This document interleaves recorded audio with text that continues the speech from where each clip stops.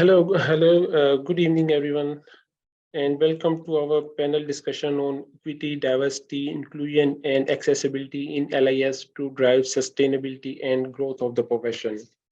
We are honored to have wonderful audience and a distinguished panel of experts who will both share their knowledge, insight, and experience on this critical topic.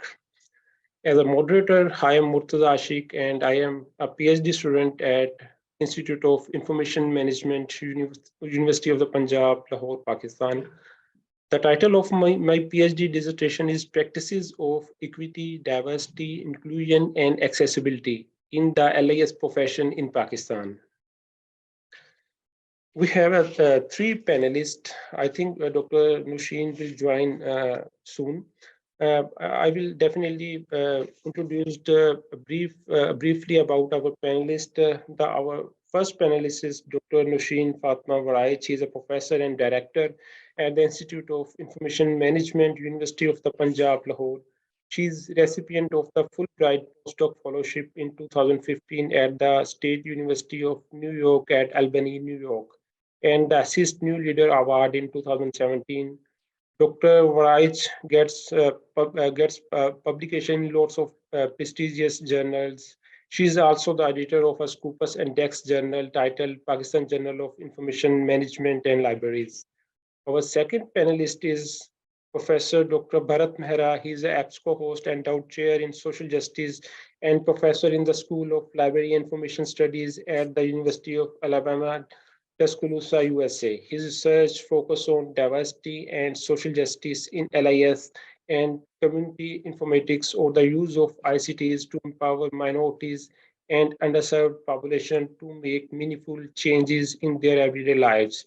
He has applied action research to further community engagement while pertaining with racial, ethnic groups, international diaspora, sexual minorities, rural communities, low-income families, and small businesses. Our third panelist is Professor Dr. Vandana Singh. She's a professor in the iSchool, the School of Information Sciences at the University of Tennessee, Knoxville. Currently, Dr. Singh is serving as the inaugural Director of Diversity, Equity, and Inclusion at the College of Communication and Information. Dr. Singh received the 2021 College of Communication and Information Faculty Research Award. Her current research interests are in gender and IT, open source software, technology and library professionals, women in STEM, rural libraries, social justice, and computer-supported cooperative work. Dr. Singh won various international awards and research grants and published research in reputed research journals. I will briefly introduce about the topic. Equity, diversity, inclusion, and accessibility are considered our core values in librarianship. There has been a wide array of professional and research publications, academic programs, diversity committee, and task force related specifically to EDA efforts and development in LIS. Of course, varying its focus, length, depth, and issues. Many international groups, organizations, library schools, and professionals are adding to the EDA literature so that libraries can offer and make more progress, be more innovative with their services and resources, and make better decisions. On the other hand, a cohesive understanding of EDA, particularly from the developed and developing world, is missing. Hence, the panelist has a rich experience of publishing EDA literatures and will shed light on EDA practices, issues, and way forwards to drive sustainability and growth of the profession. The panelists will share their experience, understandings, and observation of EDA literature to promote social justice in the profession. So this is a brief introduction about the topic. Now let's begin our discussions and explore how we can create a more equitable and sustainable future in the LS profession. My first question is Professor Dr. Bharat Mehra. How would you please define or share your experience how EDA is defined in different cultures, social and economic backgrounds? Over to Great, Dr. Bharat Mehra. Murtaza, thank you so much for organizing this panel, and wonderful to see some friends and some new people in the audience. And I'm excited to be on the panel with the others. So, of course, defining EDIA, we start with the equity matter. And as many of you know, equity refers to fairness and justice as different from equality. Whereas equality means that we are trying to treat everybody in the same way. Equity means recognizing that we all do not come from the same place, and we need to be acknowledged, and those realities of difference need to be acknowledged, and we then therefore need different information related things. So we must acknowledge and make accommodations to imbalances historically perpetuated owing to social, cultural, political, and economic forces.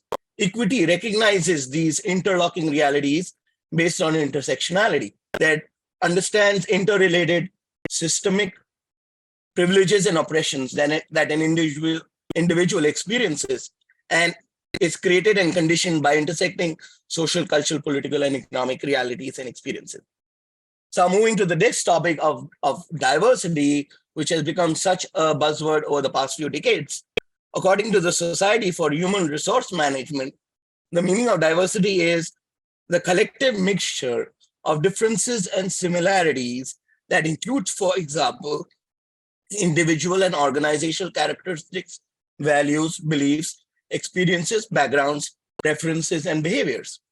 Various variables representing a huge range of diversity of experiences and social identities have played themselves out in terms of people with different abilities and disabilities, age, cultural background and national origins, education, income, geography, which might be rural, semi-rural, urban, semi-urban, and within different spaces within that continuum, language differences, political ideologies, race and ethnicity, religion, residential status, homeless, incarcerated, suburban, and other dimensions there, sex, gender, and gender identities, sexual orientation, veteran status, and others. Now, defining inclusion according to the Society for Human Resource Management, the achievement of work environment in which all individuals are treated fairly and respectfully, have equal and equitable access to opportunities and resources, and can contribute fully to the organization's success. Looking at the term accessibility, which has in recent years been added to our understanding of diversity-related matters, because for a long time it was ignored and marginalized, the topic of universal design is relevant, which is the design and composition of an environment and learning resources so that they can be accessed, understood, and used to the greatest extent possibly by all people, regardless of the age, size, ability, disability, etc. The universal design principles from the Berkeley Disability Access and Compliance identifies various dimensions of universal design related to accessibility. And of course, you can go to their website and find more details about different information-related offerings and technology, which cater to, first of all, equitable use, flexibility in use, simple and intuitive use, perceptible information, tolerance for error, low physical effort, size and space for approach and use. So those are some of the attributes and meanings associated with the terminology that you asked me of.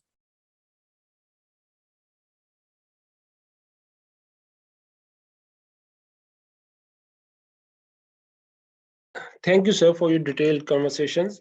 Now, my second question is, Dr. Singh.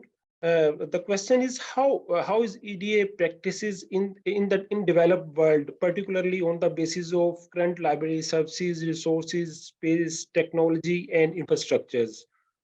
Over to Dr. Singh. Thank you, Murtaza, for the question. And I will just echo what Dr. Mehra said earlier. Very nice to see all of you. Thank you for inviting us here, and nice to see friends and new friends.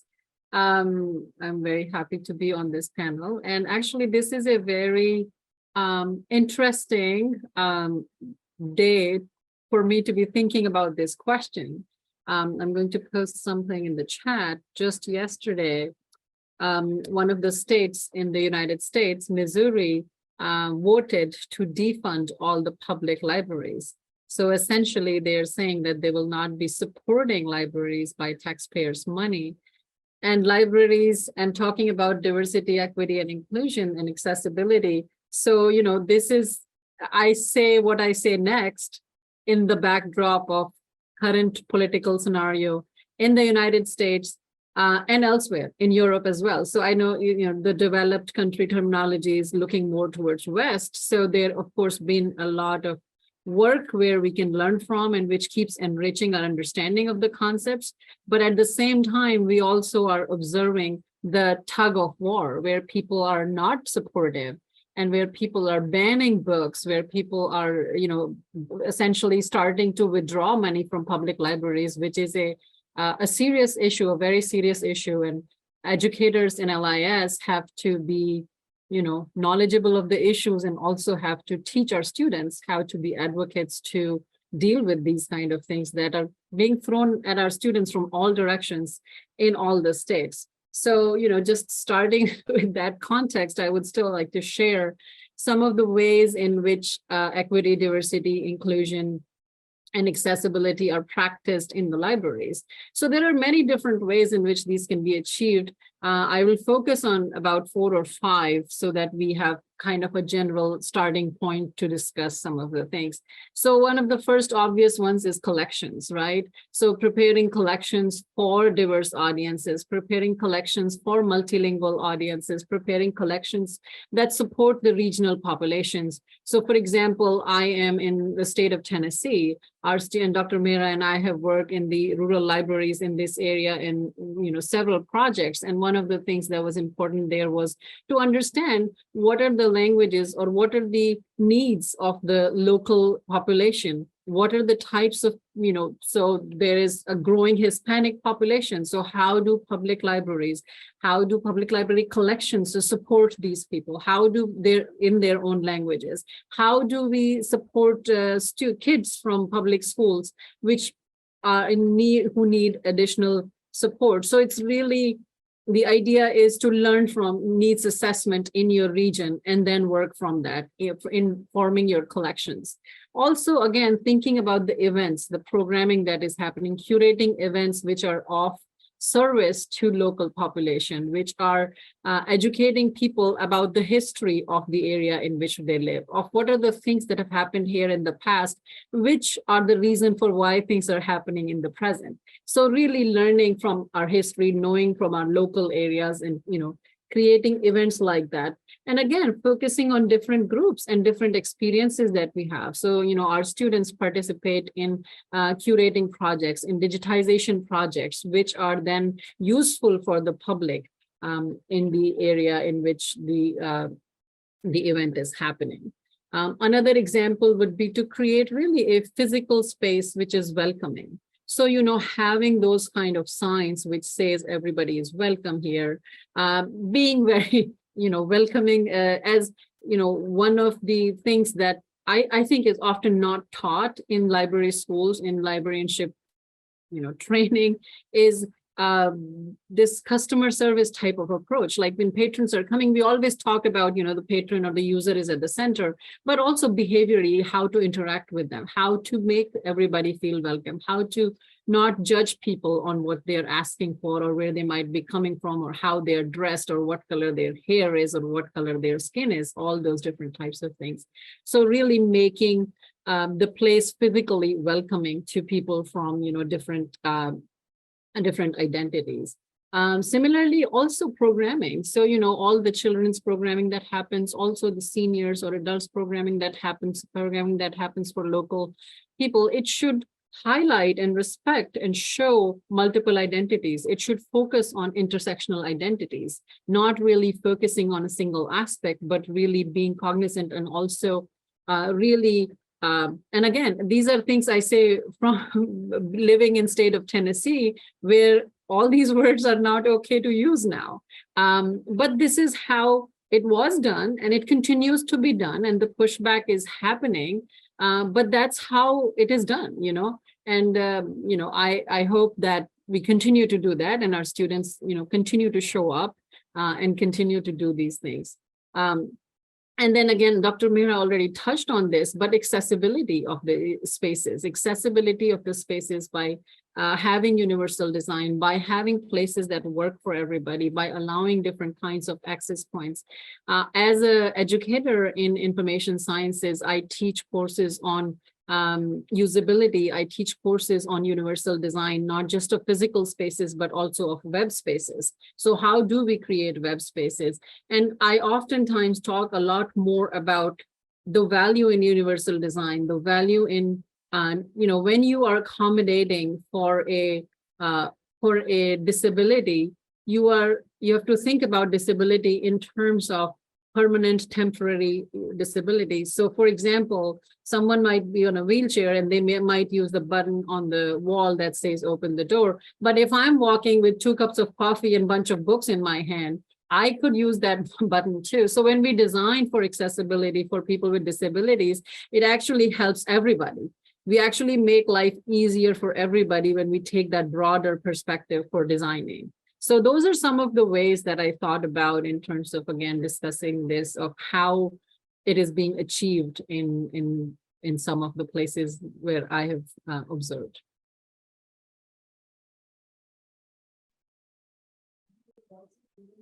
Thank you, Dr. Singh, for your detailed and wonderful insights. Now, my next question is to Dr. Nushin. One of the basic reasons I pick up experts from the developed and developing world to understand EDA cohesively. That's why we selected this panelist. My next question is to Dr. Nushin. How is EDA practiced in the developing world? Particularly on the basis of current library services, resources, spaces, technology, and infrastructures. Over to Dr. Nushin. Thank you, Murza. Thank you so very much. And special thanks to our panelists, Dr. Mehra, Dr. Singh.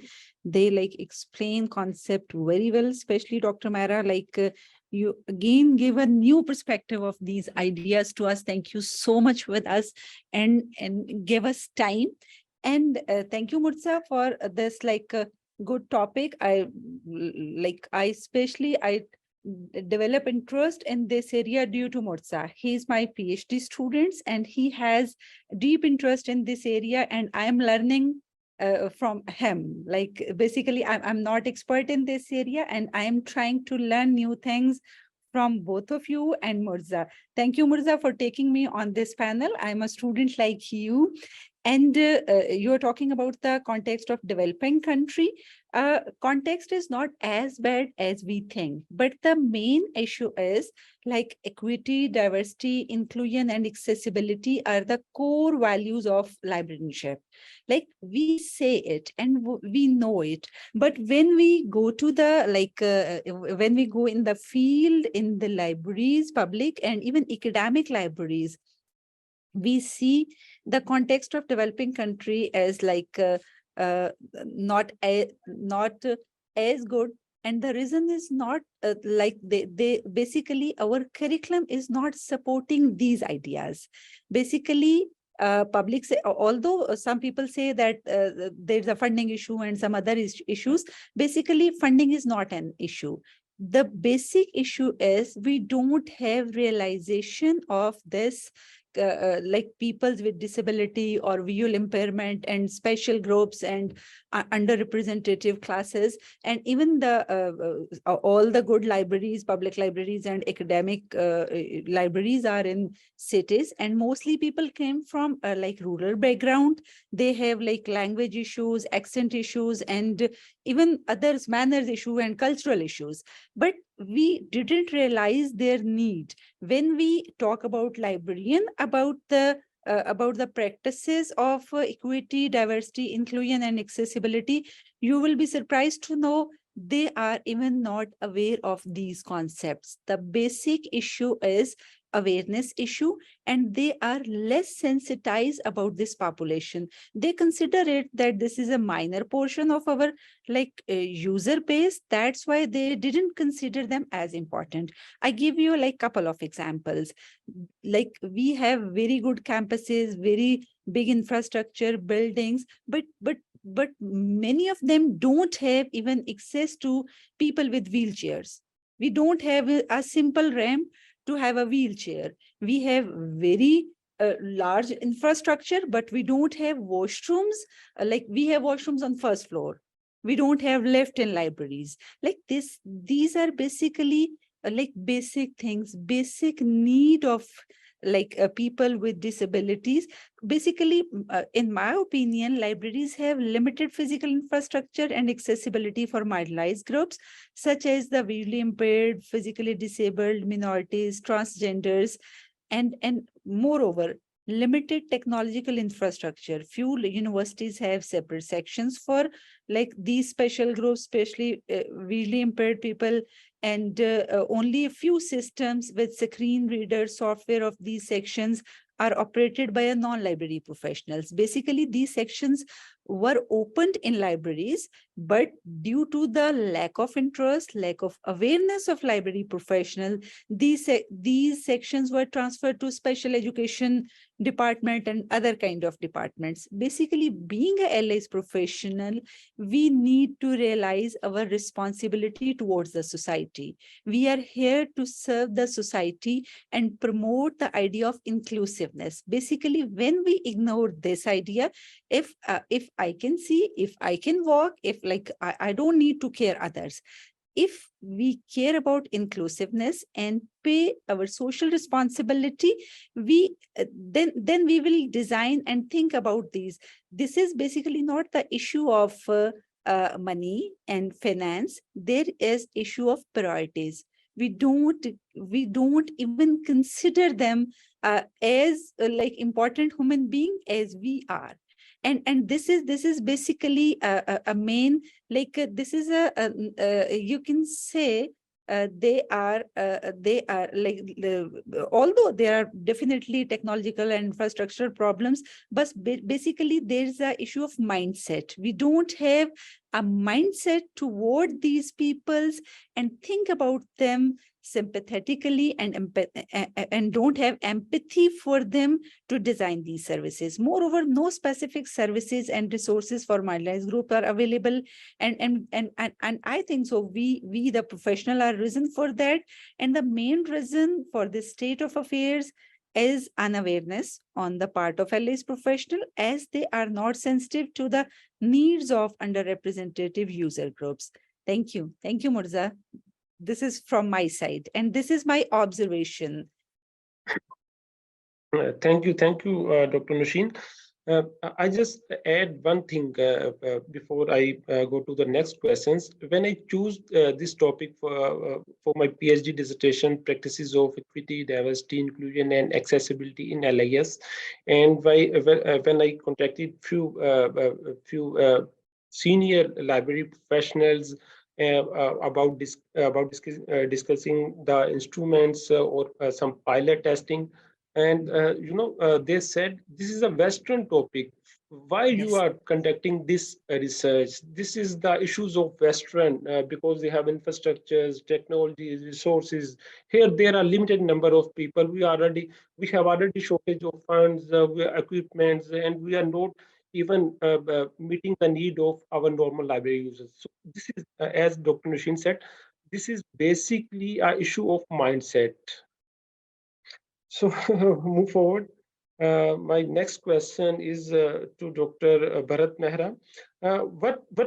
So these are some issues, as Dr. Singh highlighted some issues. Dr. Nasheen obviously said some issues. Now, what we need to do to integrate diversity and social inclusion into LIS curriculum, especially for understanding the need of disadvantages and underrepresented populations? Great, thank you. Very insightful observations and experiences that our panelists have shared. So starting from that point of mindset, the profession has kind of emerged. What do we consider to be of value? And what we have considered to be of value, librarianship and information science and all our aspects of library and information science education, etc., from an Anglo-Eurocentric privileged position. And every other form of knowledge is considered to be secondary. And so one of the further attributes of the profession emerging from that, pleasing the white middle class, population because our purse strings were controlled by them in the past, in the Western world. That has, of course, got replicated and translated into the rest of the world with the colonial imperialistic world order in replicating or still having the institutions of libraries to be different from the community. And so one of the mindsets that emerges in the profession of librarianship is, for a long time, we've held on to neutrality, passivity. We are not expected, and we don't expect ourselves to engage and interact with our communities on the messy complexities of what happens in everyday life in every community. And so that whole aspect also of information need, as if people are helpless and needy and poor, and that's all they are. That's what the concept of information need captures. They don't have any strengths and assets of their own. So that's my first part. The second part is, of course, helping people help themselves as compared to helping people, builds upon that imbalanced power dynamic understanding that emerges from and has emerged from an Anglo-Eurocentric understanding of ourselves, of our profession. So now, within this neoliberal commodification of all these topics and EDIA and social justice all around the world, all around the Western world, and all around every other part of the world, the librarians and information professionals are like running and falling all over their feet to grab a piece of this pie because it's become a hot commodity. And so there is no authenticity or integrity or any sincerity that gets expressed in mainstream professional circles, etc. So now I'm kind of directly going to answer the question that was there. What we need to do to integrate EDI related matters in a more authentic manner. It is directly connected to social justice. But in the field of information and in the LIS curriculum, what should it look like? It should be an impact-driven framework, a concept of justice that expects our students to better operationalize and implement social justice in ways that are fair, just, inclusive, and equitable. So what do we mean by impact? The actuality and possibility of library and information science professionals to make a difference in the everyday lives of people and generate social, cultural, political, economic outcomes that are meaningful to them via information-related work. Why do you think we are under attack by all these political conservative groups, etc.? I'm in the state of Alabama. The trans bill got passed where you're taking hormones for young people below the age of 19 is illegal now. They had the CRT, critical race theory, that could not be taught in the K-12 schools and the colleges and universities. And we continue to find all around the country constant cohesive attacks because of the very passivity and neutrality of our professions that has emerged from an Anglo-Eurocentric perspective. So provided students in required and elective courses to push for social justice via information-related work through community engagement and community partnerships to generate community-based social justice impacts that are intentional and deliberate. It's not loosey-goosey. There's a very conscious, deliberate attempt. We have to recognize that. Systematic and rigorous, constructive, that is asset-based instead of deficit-based, where the information need concept captures all that. Action-oriented and outcome-driven. So we have to develop opportunities to gain cultural knowledge, sensitivity, and cultural competence that are essential for changing that mindset. And that has to be started from our students. And we cannot keep replicating our dysfunctions and passing it on to our students. So those are my comments on that. Thank you, sir. Thank you so much. Now, my next question is to Dr. Singh. There are a huge number of differently able persons in our society. Like there are minorities, migrated peoples, trans women, biopic populations. But whether we see in library enrollment number, they are very limited numbers. Even this is very, even there's not a very little poor figure in the developing world. So what how we can encourage and motivate diverse group of peoples, including person with disabilities, minorities, trans men, women, etc., to get enrolled in library schools and serve the diverse community. Because when we talk, our profession is a diverse profession, inclusive profession. Now over to Dr. Singh.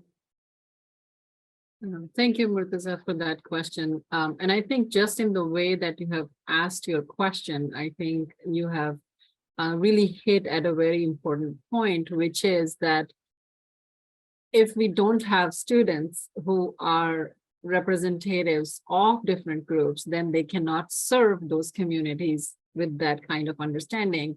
There is a lot of, like Dr. Mehra was saying, a lot of discussions about these, and everybody is trying to grab the topics, but lived experiences are not, everyone doesn't have lived experiences. And so a lot of people in these spaces are basing their work on whatever their understanding is. Nothing against it, but I think lived experiences make people more compassionate towards what's happening and helps them have a deeper understanding of what is happening. And so I think one of the things that, and again, I apologize ahead of responding to that, because this is from my experience in the US, right? So I'm thinking about US admission processes, and you're right, even here, it's the same thing, that it's majorly, you know, a white women profession, or it's majorly, you know, able-bodied people who are in these programs. And so I'm thinking about how our admission process is, and thinking of ways in which that can help to get more people. And I think one of the first things is really the admission criteria, how we evaluate students who are being admitted to programs, what kind of, you know, like we have GREs, or what kind of barriers are we putting for people from participating in education related to a library profession. So I think rethinking and looking at our criteria for admissions and accommodating different types of experiences. So it shouldn't always have to be about the degree or the academic credential that a person has, but also the experiences that they have. They might know a lot more than someone who has a formal degree or within a 4-year structure, but somebody who maybe took 10 years to complete their degree, but they bring such a different context. And we are very quick to brush off, like they don't look academically strong, or maybe their essay is not very strong. So really rethinking those admission practices and making them inclusive, allowing them to have people who have had different kinds of experiences and have a different path, really respecting that journey that they have been on, and then thinking about how they can succeed in these programs. And so then it cannot be just about the admission, then it has to transfer into the curriculum. In the curriculum, we have to accommodate for different types of learning preferences. We cannot be always saying, okay, you'll have to do this kind of 3-hour test and then you will have to pass, because not, neurodivergent people, they have different kinds of ways in which they are learning and the ways in which they will replicate what they have learned or report back. So allowing for different ways of submissions. I think during COVID, a lot of us learned about the flexibility approach, right? That for our deadlines, not to put deadlines on every assignment and everything, but making it more open. And I think that has, again, kind of like accessibility. You are trying to do it for one particular group of people, but you end up helping a much larger group because accommodations help everybody. And so, being flexible with different type of learning preferences, and also raising awareness. So one of the things about, the master's program in which I teach is that it is a very versatile degree. People can do this degree when they have come from any different background. They could be scientists, biologists, or they could be from arts, or they could be from anthropology, and they can all do this degree and really use it in a multitude of ways. They can be employed in all kinds of different places. Our alumni are working in all range of, there is really no profession where our students don't work. So raising that awareness that, that it is a welcoming place for all different types of identities and all different types of experiences of people, but also that they have a place to then be employable in the future. So, the more different types of opportunities we make people aware of, that post-graduation, these are the types of things you will be able to do. And then there comes your point of serving the communities. Like if you belong to a particular community, you do this degree, this is the way in which you can use this degree to serve that community. And that I think would be very helpful for the communities as well as for getting more students in. And then of course, we have to think about the the financial aspect of it. So we have to think about how receiving a grad, I mean, 30% of Americans end up to going to postgraduate degrees. So there is a barrier. There is a barrier of going to college. There's a barrier of paying fees. So allowing people to, based on their economic needs, have flexibility in payments, have have more fellowships, have more support scholarships. Some of the examples I see around me are quite overwhelming to even understand that, there's money available for a particular type of diversity scholarship, but then it all gets used somewhere else. So not, being careful that that doesn't happen. If it is meant for a person from a particular group, then it goes to them. If there are scholarships, and to create more of those ways so that we can include people. So those are some of the things that I thought about in response to your question. But I think it's an important question for us to think that we think our students can go and solve all the problems. But what we have to think is our students need to be coming from equally diverse backgrounds. Thank you, Dr. Singh, for your wonderful feedback. I just want, if you allow me, I just want a study I just read before this panel discussions. It is Canadian studies, and the slogan of this inclusive LIS professions. So the study, because conducted and identified that they choose and pick up the differently able person from A levels. They meet them, they meet their parents, encourage them, they enroll in library science, and they offer their jobs. I really admired and this wonderful inclusive opportunities to just interact, to search like-minded communities around friends, around families, around neighbors, and then meet and then encourage them, encourage their parents, and then they bring into the professions, because the study identified that these persons can identify and can serve better the same persons. So I really like. Yeah, and that's such a, that's such a great example. I would love to have the reference to that and read the article, because that's exactly the thing, is that we are never able to really sell the community engagement aspect of our program. I know Dr. Mehra and I tried to have a undergraduate concentration in that area in our program at University of Tennessee, but it's really something I think that would attract more students to us if we are able to make that case of how this is a community engagement program and how they can learn from here to serve their communities. So I think that's a very good example. Thank you. Thank you, Dr. Singh. And now my next question is to Dr. Nushin. What do you observe? What do you understand? What are the major barriers to promote social justice in LIS profession? Mm-hmm. Thank you, Murtaza. Thank you for your question. And before answering this question, I want to appreciate that you are here at 1:30 a.m. and in the month of Ramzan. I appreciate you to walk up on this time and attend this meeting and and to talk about social justice. So one of the major barrier is our timing. And second barrier we experience in our libraries, I will discuss only few of them. The first point is that the marginalized people are not the mainstream. They are not treated our key patrons or key users. And the second one is basically our education system, our syllabus, our curriculum is not supported the idea of inclusiveness. There is lack of inclusiveness in our education that and it doesn't promote social justice in LIS, especially in the context of developing world. And the third point is we have lack of technology and infrastructure. We don't have such kind of technology that we facilitate these kind of user groups. And digital divide, although digital divide is common among have and have nots, but in our context, these digital inequalities are the key challenge. to promote this inclusiveness and the idea of equity, diversity, and inclusion. And this digital inequality is like more prominent in the time of COVID.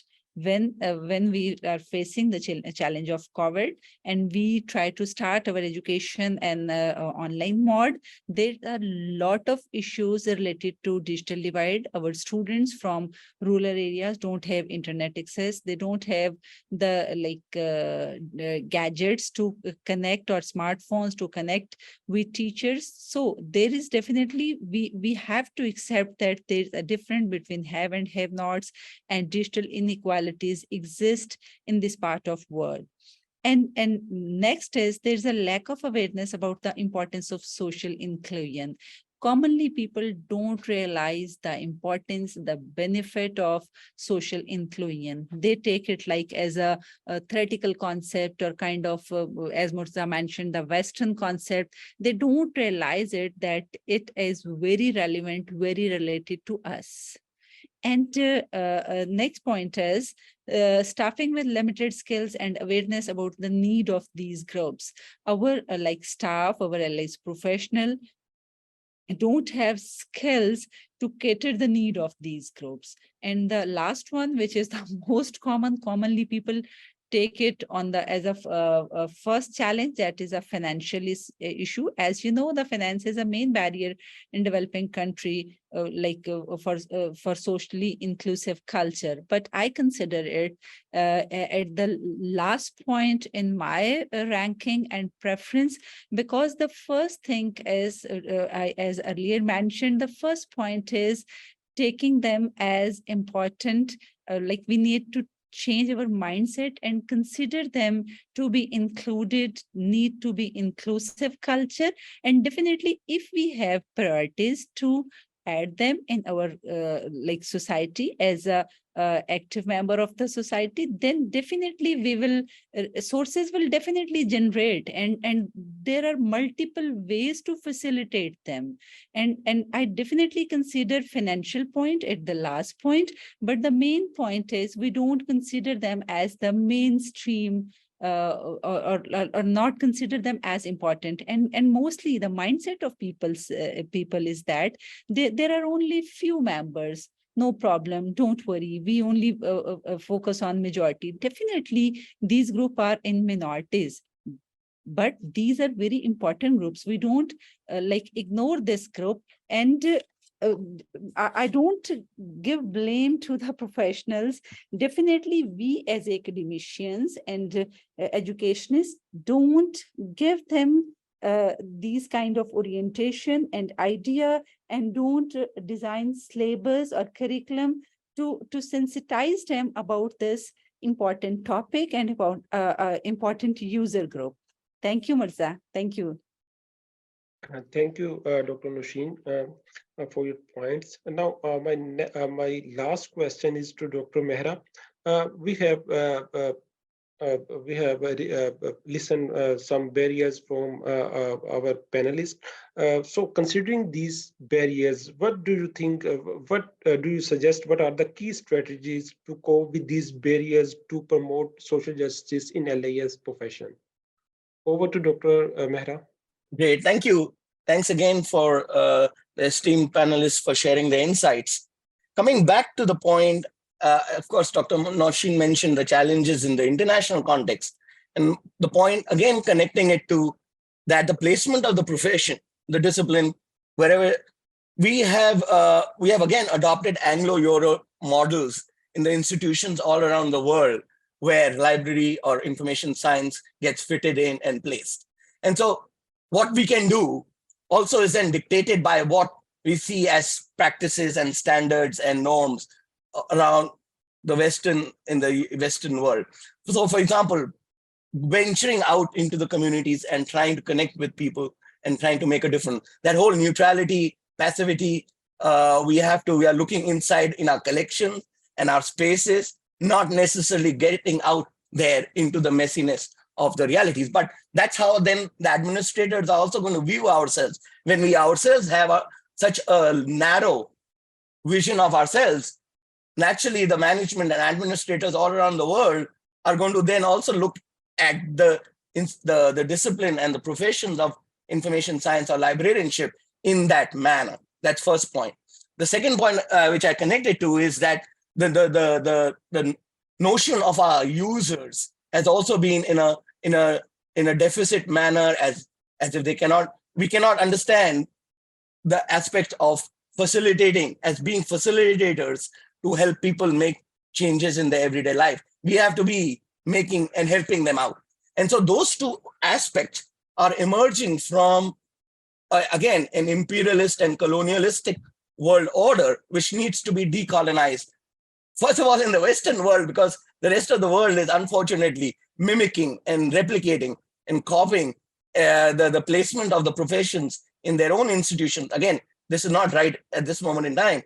It's a baggage of centuries and decades of our understanding of ourselves. So how do we decolonize the aspect of what is normative, the hegemonic patriarchal norms of being able-bodied, being white male as the epitome and standard according to which everything else is measured? And so how do we go about decolonizing? How do we take ownership of our dysfunctional history? Because when we haven't done that, people can figure it out that this is not authentic. This is denying the marginalization that the professions themselves have been instrumental in perpetuating. And so when we go and find all these type of policies and such in our institutions and in our associations, without taking ownership of the dysfunctions that we have been part of, then the lack of authenticity obviously comes across in that manner. So how do we go about doing that? I have a manifesto of decolonization, that is destabilizing dysfunctions, destabilizing the primacy given to Anglo-Euro-centric knowledge domains, canons. People are always valued and judged in that manner, plus many more. Dismantling the cultural inheritance of bias. What do we consider to be, again, all these classification and cataloging rules and standards have been created from white-centered vocabularies and terminologies. And that inherently creates bias towards, quote unquote, any other non-Western language matters. Contesting white privilege and exclusion. That is part and parcel of our existence and how we treat each other in our own privileged faculty scholarship networks. And so how do we make ourselves more inclusive when we are full of the majorities, as the questioners raised? Further down, shifting the notions of the normative and what is of value. And to that, I connect this aspect of fingering post-positivist research, where social justice advocacy, interpretive, humanistic approaches, methodologies, action research, that has always been shunned. This is not systematic. This is just your opinion about certain matters, etc. And various labels and other ways that it has been.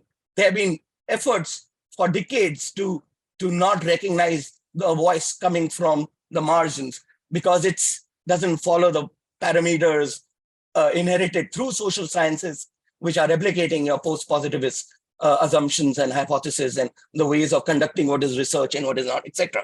And then, of course, resisting and changing the unfair and unjust dimensions of neoliberal commodification. We all are part of it, but we have to embrace the tensions and recognize that we have to be able to embrace the discomfort that emerges from it. And to me, since I've been in Alabama, I have understood my role, that it is to make all of us uncomfortable in order to hopefully move towards the directions of making us stronger. And the ambiguities and the discomfort has to be there. We cannot move forward without becoming uncomfortable in the ways that the world has emerged as it is right now. So that's my closing comments. I hope that addresses the question that you had. Yes, sir. Yes, sir. Thank you so much, sir. Thank you so much for your wonderful points, and these pointers are especially a real issues to address social justice in allies professions. Now, I just wrap up our discussions. One reason for this panel discussion is to talk about EDA and help professionals in libraries, library schools, and professional associations to understand and practice it better. This panel discussion have shed lights on EDA, meaning, initiative, and practices. I hope this discussion helped to better understand EDA in the profession, as the panelist has rich experience on this topic and came from different cultural backgrounds. It brings together researchers and practitioners from both developing and developed countries to share their experience and way forward approaches to improve EDA. This panel discussion might help to develop inclusive library services, spaces, resources, technologies, and infrastructure for promoting sustainability and social inclusion in the professions. Now, there is a if some anybody have any questions, please put your questions and ask to the panelist. Uh, Excuse me, please. I must sort of interrupt. I think the yes, time is because they will turn yes, off. yes, madam. It's Please, still please move. 4:45, I think. We're up until 5:30 today, so Oh, we've got plenty of great. Thank you. Thank you. time. Okay, fine. I just wanted to caution you, that's all. So I think there's no questions. I would just conclude this. I think there is something from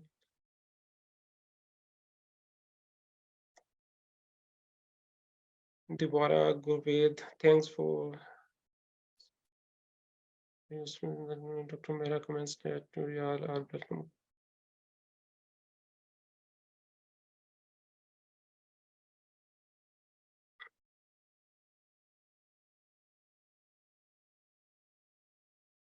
I think Dr. Mehra would like to address.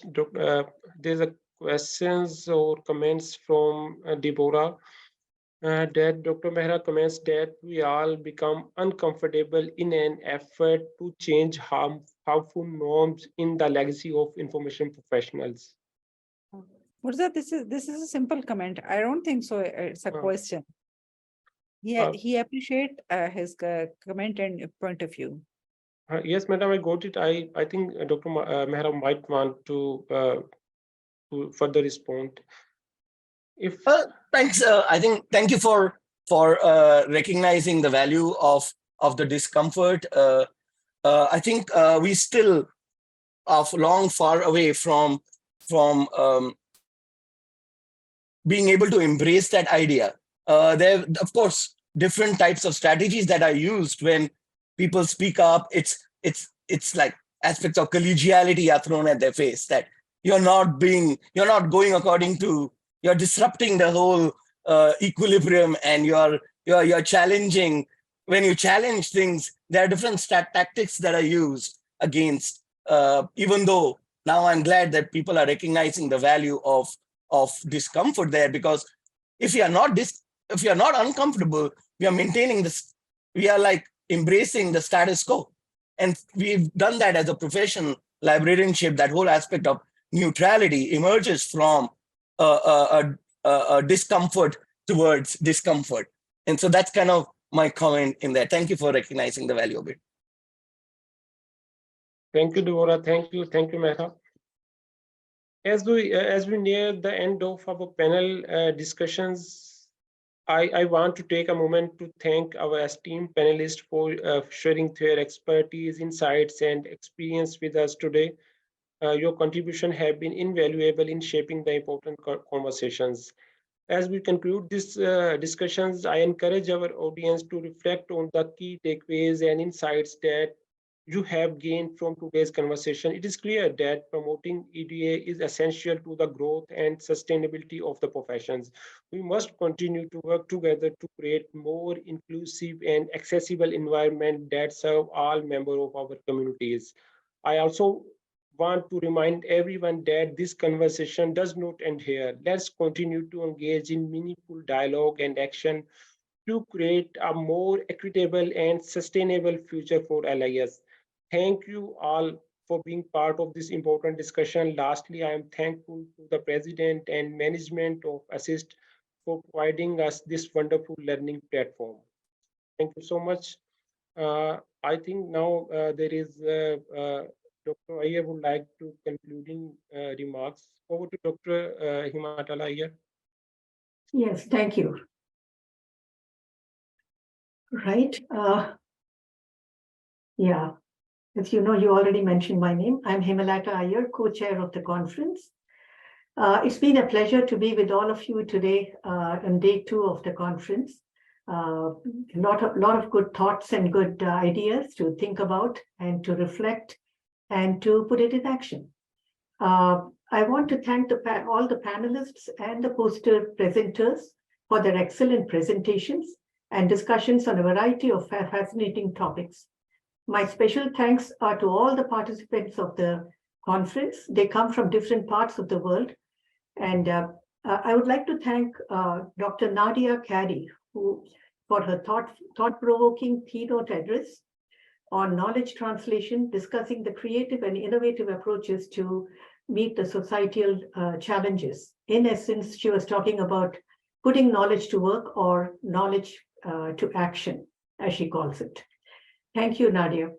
And then thanks to all the track co-chairs who also come from different regions of the world.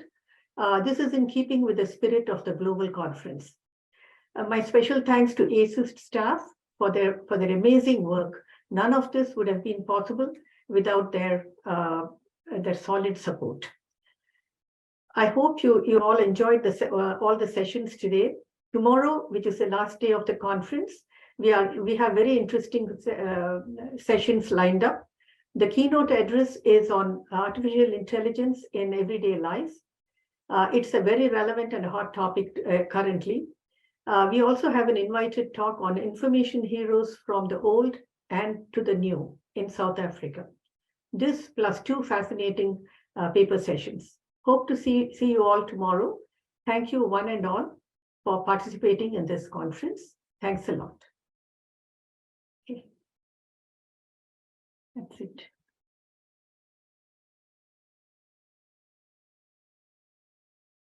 Thank you, everybody.